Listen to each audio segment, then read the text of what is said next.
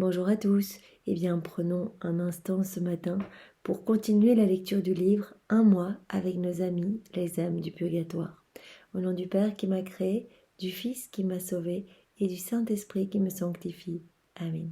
Jésus, je me plonge en toi, dans ta divine volonté. Je m'unis à toi, je m'identifie à toi, je me fusionne en toi et je te supplie bien, de prendre le gouvernail de ma vie, de prendre les commandes de mon existence, de venir tout faire en moi et de venir vraiment t'installer dans mon cœur avec le Père, le Saint-Esprit et de venir agir à partir de toute mon humanité que je t'offre ce matin.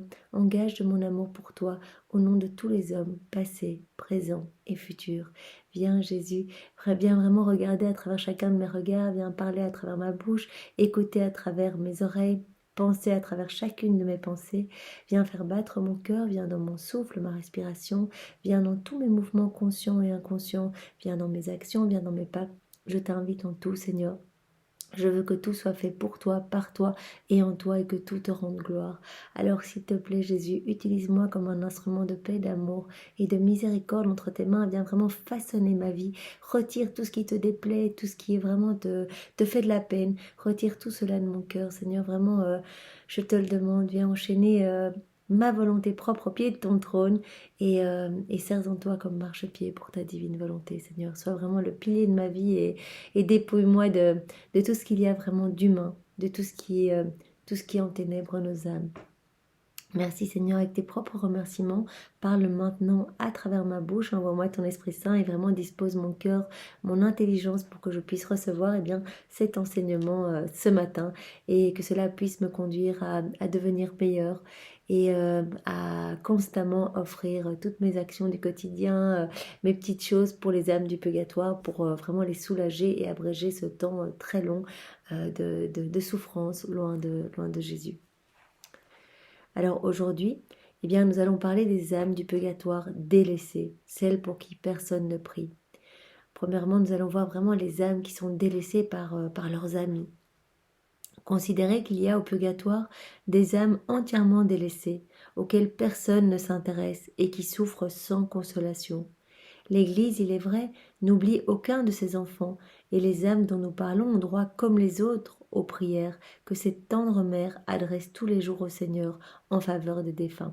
Chacune des messes, eh bien, il y a toujours cette parole, après la consécration, où d'abord on prie pour toute l'Église, pour le pape, les évêques, toutes les âmes qui sont consacrées, et puis on va prier pour toutes les âmes des défunts, donc les âmes qui se trouvent au purgatoire. Moi, je rajoute toujours, et je rajoute tout pour les agonisants en même temps, parce que je me dis que voilà, c'est un moment qui est très difficile, la fin de la vie, où vraiment on doit se retrouver face à des démons qui essayent de perdre notre âme. Alors je prie également, j'offre à ce moment-là, puisque c'est juste après la consécration du vin, à ce moment-là, j'imagine le sang de Jésus qui vient recouvrir d'abord toutes les fondations de l'Église catholique. Et vraiment, je prie particulièrement pour le pape François.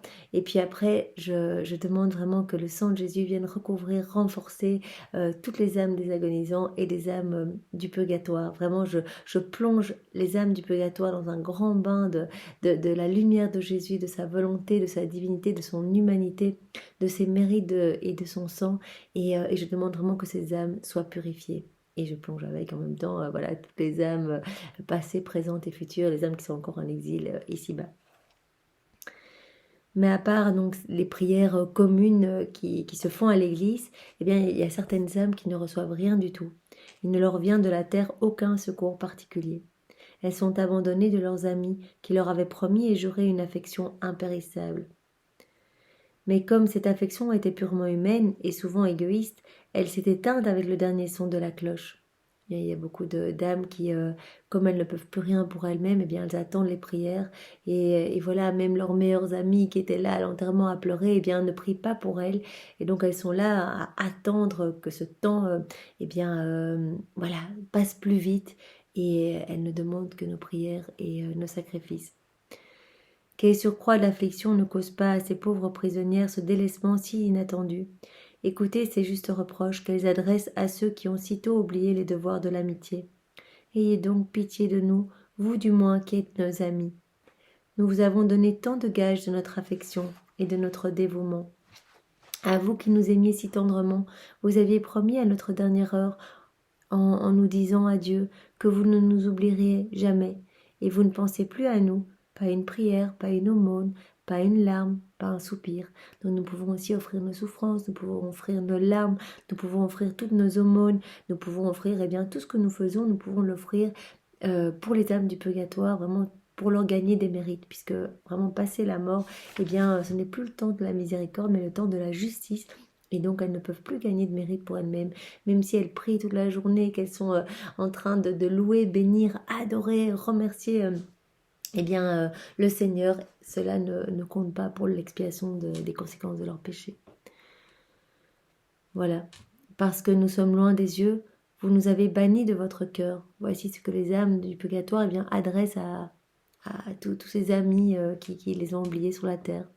Ô inconstance des affections humaines qui s'en vont, comme dit Bossuet, avec les années et les intérêts. Donc vraiment tout cela pour nous dire que nous devons penser, très certainement nous avons déjà perdu des amis proches, prions pour le salut de leur âme. Vraiment c'est notre devoir et vraiment, voilà, par amour pour ces âmes, aidons-les à accéder plus vite au paradis. Ces reproches ne s'adressent-ils pas à vous ? Pensez-vous quelquefois aux amis de votre enfance, de votre jeunesse, que la mort vous a ravis ? Aujourd'hui, nous allons réfléchir à tous ces amis que nous avons perdus et nous allons vraiment offrir notre journée, notre messe si nous y allons, l'adoration si nous y allons, nos prières, nos petits sacrifices. Nous pouvons faire aujourd'hui spécialement certains petits sacrifices, ne pas manger notre dessert ou vraiment choisir de prier à la place d'aller à un loisir. Donc, nous pouvons offrir tout cela pour nos amis. Ces chers morts, nous les oublions beaucoup trop, disait saint François de Sales, et pourtant ils nous ont tant aimés pendant leur vie. Craignons d'être délaissés à notre tour, car il est écrit que celui qui oublie sera oublié. Donc vraiment, nous devons penser que nous, si nous nous trouvions dans leur situation, nous aimerions que nos proches ici-bas pensent à nous et vraiment donnent du temps pour notre salut. Ces âmes peuvent être également délaissés par leurs parents, donc non seulement par leurs amis, mais aussi par leurs parents. Délaissés de leurs amis, ces pauvres âmes dont nous parlons le sont aussi de leurs parents, soit qu'ils n'existent plus en ce monde, soit qu'ils aient abjuré tout sentiment de charité et de reconnaissance. Oui, leurs pères, mères, frères, sœurs ou héritiers les ont abandonnés. Voilà, c'est très triste parce que beaucoup ne savent pas ce qui se passe après la mort et très souvent, passer l'enterrement et la tristesse ou bien parfois, des personnes continuent à être tristes longtemps mais ne pensent pas à offrir leur souffrance pour que ces âmes puissent regagner plus vite le ciel, le paradis. Et donc vraiment, elles se sentent comme abandonnées de leurs frères, sœurs, pères, mères, héritiers ou vraiment proches. Où qu'elles portent leur regard, elles ne rencontrent que l'oubli, le délaissement. L'oubli sur toute vie qu'aucune parole ne rappelle plus. L'oubli sur leur nom que personne ne prononce. L'oubli sur leur tombeau qui ne reçoit ni visite ni prière. L'oubli sur leur souffrance d'outre-tombe que personne ne cherche à soulager. L'oubli partout et toujours. Pauvres âmes, qui sait combien dureront leurs douleurs, leur séjour dans ce terrible purgatoire où elles ne reçoivent aucun secours. Comme ce cruel isolement doit ajouter à leur souffrance, elles ont le droit de s'écrier avec le prophète. Mes proches sont éloignés de moi, et ma famille m'a jeté dans l'oubli. Mon père et ma mère m'ont abandonné. Je suis devenue pour eux tout comme un vase brisé qu'on laisse de côté et auquel personne ne pense plus. Donc vraiment, c'est notre devoir de parler du purgatoire. Il y en a beaucoup qui ne se doutent pas de ce qui se passe après la mort ou qui préfèrent ne pas trop savoir. Vraiment, ces âmes attendent.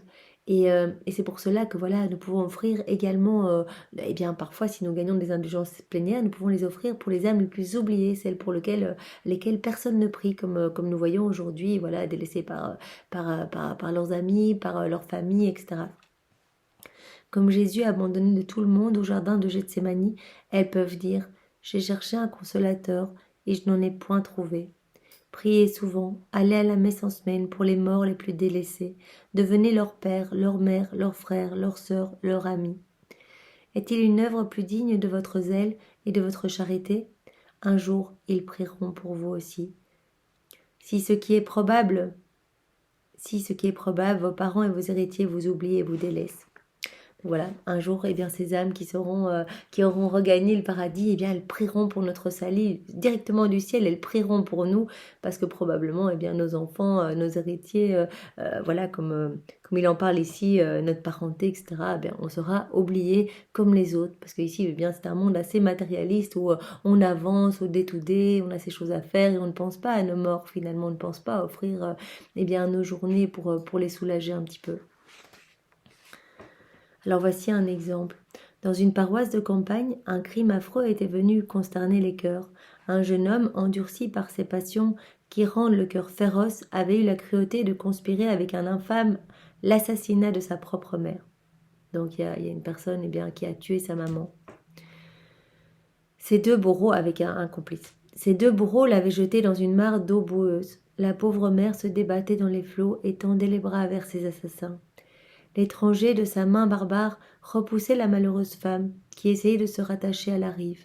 Mais le fils, tout scélérat qu'il était, quand il vit sa mère tendre vers lui ses bras, qu'il avait portés, fut vaincu par la nature et sa férocité tomba. Il lui tendit la main pour la retirer de l'abîme, mais son complice la repoussa et la plongea dans la mort. Le purgatoire est comme un lac invisible où des amis, des proches, des parents nous tendent les bras pour que nous les secourions. Eh bien, cet exemple a été choisi pour nous montrer vraiment que voilà, les âmes du purgatoire nous tendent toutes le bras, en fait, elles sont toutes là, venez, aidez-nous, secourez-nous, donnez-nous vos prières, qu'on puisse sortir de là. Peut-être avons-nous participé à les plonger dans cet effroyable supplice. Bon, ce n'est pas la mort, puisqu'elles ont l'espérance de pouvoir un jour gagner le paradis, mais quand? Si personne ne prie pour elles, elles vont devoir attendre vraiment très longtemps. Pendant que nous poursuivons follement nos plaisirs, eh bien, ces âmes souffrent et nous appellent. Ne les dévorerons-nous pas, saintes âmes? Nous serons votre famille, vos amis, vos sauveurs. Et un jour, vous viendrez aussi à notre aide. Donc vraiment prenons cet engagement et rappelons-nous cet exemple. Voilà, est-ce que nous allons repousser ces âmes dans leur souffrance ou est-ce que nous allons les secourir et vraiment les tirer de là par nos prières? Cela peut aller très vite puisque vraiment les mérites que l'on gagne sur la terre sont nombreux et dès que nous faisons un petit acte de charité, on sourit à quelqu'un, on va visiter un malade, on a un petit acte d'amour, eh bien offrons tout cela parce que ici-bas, eh bien cela touche énormément le cœur de Jésus et il reçoit tout ça comme un cadeau qu'il va prendre au nom de ces âmes pour lesquelles nous prions. Ô Jésus, abandonné de tout le monde et même de vos apôtres dans le jardin de Gethsémani, aie pitié de toutes les saintes âmes du purgatoire, en particulier de celles qui ne reçoivent ni prière ni consolation de la part des vivants. Sois leur consolateur, Jésus, leur libérateur.